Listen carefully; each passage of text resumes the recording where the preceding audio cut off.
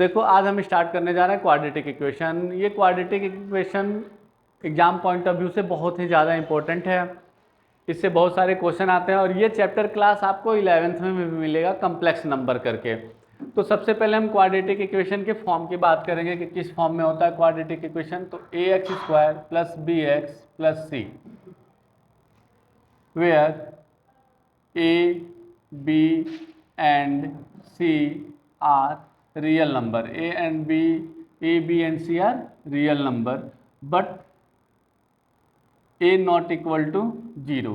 a 0 के equal नहीं होगा। रियल नंबर तो सबको पता है कि सभी नंबर इसके अंदर आते हैं, अंडर रूट ले लो, फ्रैक्शन ले लो, सारे नंबर आएंगे, बट a 0 नहीं होगा। क्यों नहीं होगा? वाई? बिकॉज a 0 लिख दोगे तो 0 multiple x² + bx + c, it means bx + c, जो कि इसकी डिग्री 2 नहीं है। डिग्री क्या होता है?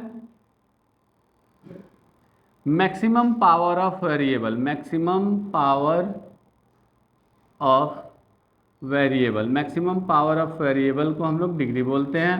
तो मैक्सिमम पावर ऑफ वेरिएबल ये मैंने बताया क्लास आप लोग 9th 8th में भी सीखे होंगे पॉलिनोमियल चैप्टर में डिग्री के बारे में। तो यहाँ पे क्वाड्रेटिक इक्वेशन का मैक्सिमम डिग्री जो होगा ये 2 होगा, इसी को हम डिग्री बोलते हैं। क्या बोलते हैं? डिग्री। और क्वाड्रेटिक इक्वेशन का पावर 2 ही होता है तो ही वो क्वाड्रेटिक कहलाता है। क्वाड मतलब होता है स्क्वायर, क्वाड का मतलब होता है स्क्वायर। जो यहाँ पे क्वाड लिखा है इसका मतलब ही होता है आपका स्क्वायर। तो क्वाड मीन्स स्क्वायर, इसलिए ax² + bx + c होगा। यानी डिग्री क्या होता है? Maximum power of variable. तो जिस इक्वेशन की डिग्री 2 होगी वो क्वाड्रेटिक इक्वेशन के फॉर्म में होगा। और यहाँ पे a, b, c कोई भी रियल नंबर होंगे, a not equal to 0।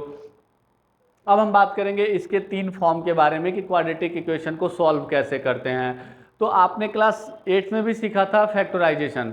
Factorisation में क्या होता है? मिडिल टर्म स्प्लिट करना अभी तक आप लोगों ने सीखा है। क्लास 10th में भी मिडिल टर्म स्प्लिट करना सीखे हो। एक कंप्लीटिंग द स्क्वायर मेथड होता है। Completing the square method CBSE ने अपने सिलेबस से डिलीट कर दिया है। तो केवल 2 ही मेथड सीखने हैं इसके। एक फैक्टराइजेशन मेथड जिसमें मिडिल टर्म स्प्लिट करते हैं, जो कि मैंने पिछले एक्सरसाइज में डिस्कस कर रखा हूँ। सेकेंड एक्सरसाइज में इसमें क्या है? आपका डिस्क्रिमिनेंट मेथड से सॉल्व करना है। किस मेथड से? डिस्क्रिमिनेंट मेथड से। तो डिस्क्रिमिनेंट मेथड क्या होता है? तो देखिए डिस्क्रिमिनेंट मेथड कहने का मतलब होता है इसमें d = b² - 4ac निकालना होता है। d = b² - 4ac। d का मतलब होता है डिस्क्रिमिनेंट, यानी कोई एक वैल्यू निकालना है। ये वैल्यू कैसे फाइंड करोगे? तो b² - 4ac। What is the b, a and c? ये क्या होते हैं? b, a और c क्या होते हैं? तो b जो होगा x का कॉफिशिएंट ऑफ x, और a क्या होगा? Coefficient of x²। c is a constant. तो यहाँ पे b, a, c जो है आपको इक्वेशन से लेना होगा, जो कि a जो होगा x² का कॉफिशिएंट, b जो होगा x का कॉफिशिएंट, और c ऑलरेडी कांस्टेंट दिया ही होगा। इससे आपकी d की वैल्यू फाइंड होगी। अभी मैं करके भी दिखाऊंगा। अब देखिए d की जो वैल्यू निकलेगी वो 3 तरीके की निकल सकती हैं। आपके पास 3 वैल्यू हो सकती हैं d की। d > 0, d = 0, d < 0। ये 3 वैल्यू निकलेंगी। तो d > 0 का मतलब आंसर क्या होगा? आपके रियल रूट्स होंगे। रियल रूट्स क्या फाइंड होंगे? रियल रूट्स होंगे। और जो रियल रूट्स होंगे वो डिफरेंट रूट्स निकलेंगे। Real roots, real and different roots, real and different roots, real and different roots, real and different roots निकलेंगे इसके। रियल एंड डिफरेंट रूट्स निकलेंगे। इक्वल टू होगा तो यहाँ भी रियल एंड इक्वल रूट्स निकलेंगे। यहाँ पे क्या निकलेगा? इक्वल रूट्स निकलेगा। अभी आपको रूट्स का मतलब समझाऊंगा। लेस देन 0 में आपका no real roots, no real roots, यानी क्लास 10th में d < 0 आपको सॉल्व ही नहीं करना है। बट मैं अभी एक एक करके डिस्कस करता हूँ तीनों टॉपिक को। तो नेचर ऑफ रूट्स, d > 0 मतलब डिफरेंट रूट्स निकलेंगे बट रियल रूट्स ही निकलेंगे। तो देखो 2 डिफरेंट रूट्स निकल रहे हैं यहाँ पे। इसी तरह d = 0 होगा। d = 0 कहने का मतलब सिंगल रूट्स निकलेंगे, केवल एक ही रूट्स फाइंड होगा। उसका ग्राफ कैसे बनेगा? तो ये देखिए केवल एक ही रूट्स फाइंड होगा यहाँ पे। या तो ये 0 हो जाएगा, आपको इससे कन्फ्यूजन हो तो इस ग्राफ को देख सकते हो आप लोग, बिल्कुल एक ही रूट्स फाइंड होगा जो कि यहाँ पे फाइंड होगा रूट्स। क्लियर? तो ये चीज़ें होती हैं। तो यहाँ पे इक्वल रूट्स, मतलब एक ही वैल्यू फाइंड होगी, दोनों इक्वल होंगी, x की वैल्यू दोनों सेम ही होंगी। कब? जब d की वैल्यू 0 के इक्वल होंगी। अब d लेस देन 0 पे हम डिस्कस करते हैं। यहाँ पे लिखा है नो रियल रूट्स, ये क्लास 11th में पढ़ने को मिलेगा, बट मैं यहाँ पे डिस्कस कर लेता हूँ थोड़ी सी बातें सिंपल सी।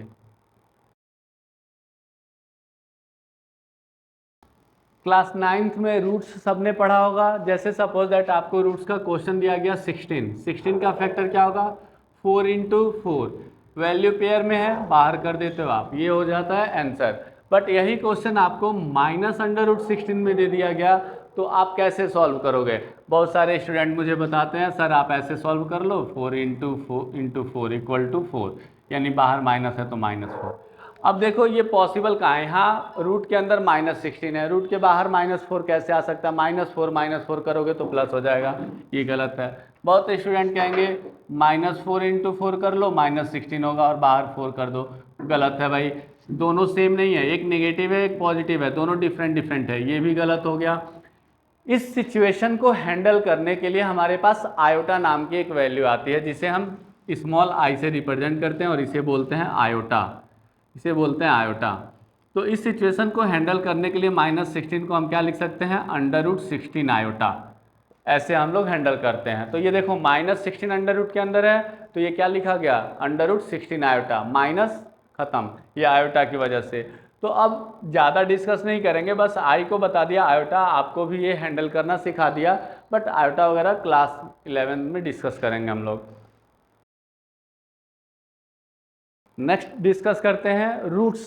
मैं बार बार एक शब्द बोल रहा हूँ, रूट्स, ROOTS, रूट्स। अब बच्चे इससे कंफ्यूज होते हैं कि ये रूट्स होता क्या है। कंफ्यूजन की जरूरत नहीं है, आपने क्लास 8 में पढ़ा है, 7th में RS अग्रवाल RD शर्मा पढ़े होंगे, तो उसमें फैक्टर जरूर करने को मिला होगा, और फैक्टर करते हो तो x की जो दो वैल्यू निकलती हैं उसी को हम रूट्स बोलते हैं, यहाँ पे उसी को नेचर ऑफ रूट्स करते हैं, और यहाँ पे ये डिस्कस करेंगे। अब हम डिस्क्रिमिनेंट मेथड को सॉल्व करते हैं, डिस्क्रिमिनेंट मेथड से सॉल्व करते हैं इस क्वेश्चन को। देखो सबसे पहले मैंने फार्मूला बताया था आपको, d = b² - 4ac। सबसे पहले b, a और c की वैल्यू फाइंड कर लो।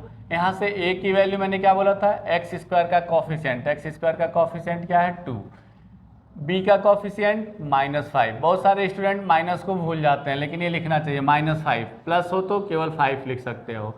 c कांस्टेंट होता है यानी 3, इनको इसमें पुट कर दो, d की वैल्यू निकल जाएगी। b की वैल्यू क्या है? -5, तो -5 का होल स्क्वायर, -4ac, तो -4 इंटू 2 इंटू 3, -5 का स्क्वायर 25, 4 2 जा 8, 8 3 जा 24, सब्ट्रैक्ट करके क्या आ गया आंसर? 1। अब ये 1 देखो कि क्या ये सिचुएशन सही कर रहा है। पहला सिचुएशन मैंने बताया था d > 0, तो देखो d की वैल्यू 0 से बड़ी आ गई, d की वैल्यू 0 से बड़ी आ गई। तो यहाँ पे क्या है? 1 है। 1 क्या होता है? 0 से बड़ा होता है। 1 क्या होता है? 0 से बड़ा होता है। तो d की वैल्यू क्या हो गई? 0 से बड़ी हो गई। तो इसका मतलब इसे हमें आगे सॉल्व करना है। इसमें रूट्स क्या होंगे? डिफरेंट रूट्स निकलेंगे। मैंने कंडीशन दिया था कि इसमें डिफरेंट रूट्स निकलेंगे। तो अब इस सिचुएशन को हम कैसे हैंडल करेंगे? तो यहाँ से एक नेक्स्ट फार्मूला आएगा आपके पास, देखो -b ± √d अपॉन में 2a। यहाँ प्लस माइनस का मतलब जो है, दो वैल्यू निकलेंगी, एक प्लस में हो जाएंगी, एक माइनस में, सेम ही वैल्यू। इस फॉर्मूले को हम ऐसे भी लिखते हैं -b ± √b² - 4ac अपॉन में 2a। तो मैंने b² - 4ac के जगह पे d लिखा, क्योंकि d की वैल्यू आप ऑलरेडी निकाल रखे होते हो, इस वजह से मैंने ये वैल्यू लिखा। अब इन क्वेश्चनों को हम लोग सॉल्व करेंगे। इसी क्वेश्चन को आपको हर एक क्वेश्चन में ये भी सॉल्व करना है डिस्क्रिमिनेंट मेथड में। और ये कैसे पता चलेगा कि ये सॉल्व होगा? आप इसका मिडिल टर्म स्प्लिट करोगे। जब मिडिल टर्म स्प्लिट नहीं हो तो आप डिस्क्रिमिनेंट मेथड लगा दोगे। डिस्क्रिमिनेंट मेथड से हर एक क्वेश्चन को सॉल्व कर सकते हो। जिसका मिडिल टर्म स्प्लिट हो उसका भी कर सकते हो, जिसका मिडिल टर्म स्प्लिट ना हो उसे भी कर सकते हो। तो अब हम इसे सॉल्व करते हैं। तो सबसे पहले माइनस है, माइनस लिख देते हैं। b की वैल्यू क्या लिखूंगा भाई? b की वैल्यू -5 है, तो -5। यहाँ पे देखो बहुत बार कंफ्यूजन होते हो, माइनस लगा देते हो, ये माइनस लगाना छोड़ देते हो। तो ध्यान से देख के करना है, माइनस माइनस, फिर b की वैल्यू -5 है तो -5, प्लस माइनस d की वैल्यू कितना निकाला हूँ? 1 निकाला हूँ, d की वैल्यू 1 अपॉन में 2 इंटू a की वैल्यू क्या है? 2, यहाँ पे 2 तो 2 लिख दिया, a की वैल्यू भी 2 है, 2 लिख दो। अब इसे सॉल्व करो, माइनस माइनस प्लस तो +5 प्लस माइनस √1 का आंसर 1 ही होता है तो 1 लिख दो, 2 2 जा 4। अब इसे देखो, 2 बार मैंने बोला था ना प्लस माइनस आए तो 2 बार लिख दो, सॉल्व करो। चलो देखो 5 + 1 6 और 4, 2 3 जा 6, 2 2 जा 4 तो 3/2, 5 - 1 यानी 4/4 कैंसिल आउट करके 1। तो ये हमारे पास दो डिफरेंट रूट्स निकल गए। इनको आप ऐसे लिख सकते हो x = 3/2 और x = 1। तो इसी को हम डिफरेंट रूट्स कहते हैं। क्या कहते हैं? डिफरेंट रूट्स कहते हैं। अब आया समझ रूट्स क्या होता है?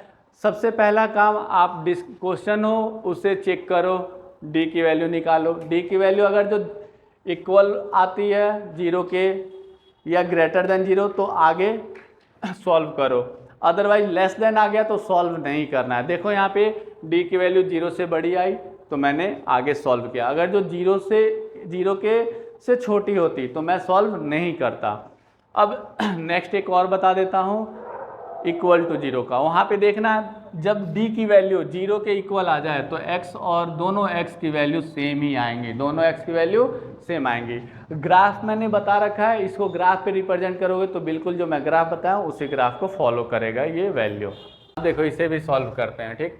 इसे सॉल्व करेंगे, कैसे सॉल्व करेंगे? तो सबसे पहले d निकालते हैं। a की वैल्यू लिख लो या नहीं भी लिखोगे तो चलेगा। a की वैल्यू 1, b की वैल्यू 4, c की वैल्यू 5, d = b² - 4ac। इस पे हमें चेक करना है। d = b की वैल्यू 4 है, 4 का स्क्वायर -4 इंटू a की वैल्यू 1, c की वैल्यू 5। सॉल्व करो, 4 4 जा 16 - 20, आंसर क्या हुआ? -4। d की वैल्यू क्या निकली? -4। तो d < 0, no real roots, no real roots. यहाँ पे d की वैल्यू -4 हो गया, इस वजह से ये आगे सॉल्व नहीं होगा क्योंकि इसके रूट्स फाइंड ही नहीं होंगे। अब देखो अगर जो रूट्स फाइंड करने जाओगे तो यहाँ पे कुछ वैल्यू ही नहीं बचेगा, x की वैल्यू ही नहीं बचेगी, इसीलिए इस सिचुएशन में लिखते हैं no real roots found. Clear? तो ये आपका सॉल्यूशन हो गया लेस देन का। लेस देन में देखो यहाँ पे माइनस आया, इसी से पता चला मुझे कि ये <0 है, तो नो रियल रूट्स। अब देखो ये नेक्स्ट क्वेश्चन हम लोग सॉल्व करते हैं। कैसे सॉल्व करेंगे? यहाँ भी d निकालो, पहले a की वैल्यू लिख लो 2, b की वैल्यू -2√2, c की वैल्यू 1, d = में b² - 4ac, d = b की वैल्यू -2√2 का होल स्क्वायर कर दो, -4, a की वैल्यू 2, c की वैल्यू 1। यहाँ सॉल्व करते हैं, ध्यान देना, यहाँ स्टूडेंट क्या मिस्टेक करते हैं, 2 को मल्टीप्लाई ही नहीं करेंगे, इसको कर देंगे 2 2 जा 4 लिख देते हैं, जो कि ये स्क्वायर दोनों पे है। तो 2 का स्क्वायर -2 का स्क्वायर 4 हो जाएगा और √2 का स्क्वायर 2 हो जाएगा। तो 4 2 जा 8, यहाँ पे हम लिख सकते हैं 8। बच्चे क्या करते हैं, केवल 4 लिख देते हैं, जो कि गलत है, ऐसा नहीं करना चाहिए। आप लोग देखो इस पे भी स्क्वायर है और इस पे भी स्क्वायर है, तो इसका सोल्यूशन 8 आएगा। -4 2 जा 8 = 0। अब d की वैल्यू क्या आ गई? 0 के इक्वल आ गई। तो देखो जैसे ही d की वैल्यू = 0 आ गया, हमें समझ में आ जाना चाहिए कि जो x की वैल्यू निकलेगी दोनों बिल्कुल इक्वल ही निकलेंगी, और जैसे ही > 0 आएगा जो x के दो वैल्यू निकलेंगे वो बिल्कुल डिफरेंट निकलेंगे। <0 आया तो नो सोल्यूशन होता है। तो d = 0 हो गया। अब इसे सॉल्व करते हैं। कौन सा फार्मूला? तो -b ± √d/ 2a, minus as it is लिखो, b की वैल्यू क्या है? -2√2 प्लस माइनस d की वैल्यू क्या है? 0।